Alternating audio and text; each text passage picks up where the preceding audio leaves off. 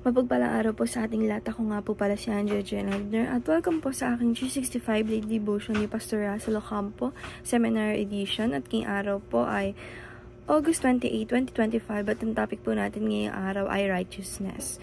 Gutom ka na ba? And yung scripture po natin ngayong araw is Psalms chapter 145 verse 17, and yung sabi po dito sa ating concept na righteousness means God's always act according to what is right, and He Himself is the ultimate standard of the right and wrong.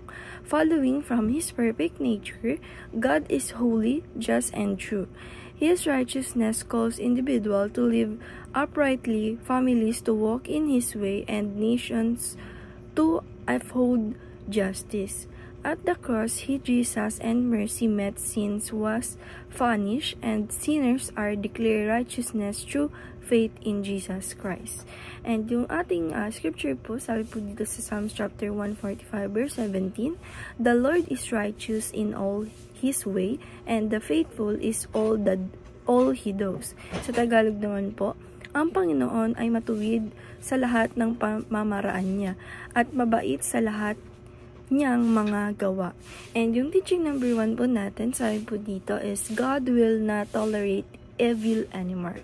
Sabi po dito na yung ating Panginoong Diyos ay hindi talaga tinotolerate yung mga evil na gawain, yung mga makakasalanan na gawain, yung mga sinful na gawain sa ating buhay or sa ating life. And teaching number 2, it is a sin not to change our evil culture. Sabi po dito na yung mga ginagawa po natin ay ito po talaga ay evil culture na nakasanayan, but ito po ay sin na dapat mabago natin, na alisin natin sa life natin. And teaching number 3, righteousness must be sought like food and water. Sabi po dito na yung righteousness is katulad po ito ng kinakain natin, and katulad po ito ng water na nandito or iniinom natin or kinakailangan natin, na laging righteousness is laging naka-according na ito yung act ng ating Panginoong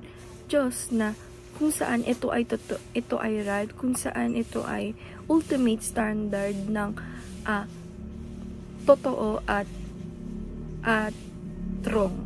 And application number 1, reflect God's righteousness in your heart. Sabi po dito sa application na to is i-apply po natin sa sarili natin na yung sa mga puso natin, na i-apply natin o i-reflect natin sa puso natin yung righteousness ng ating Panginoong Diyos. And application number 2, resist the evil culture in your family.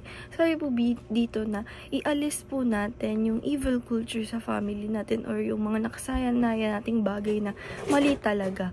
And application number 3, remain hungry and thirsty for righteousness. Sabi po dito na apply po natin sa sarili natin o sa life natin, na mag-remain po tayo na tayo ay uhaw sa righteousness, tayo ay gutom sa righteousness, na dapat nasa life natin na meron tayo or maging righteous tayo accordingly sa kung ano talaga yung tama o mali. And dahil lang po ngayong araw, maraming salamat. God bless.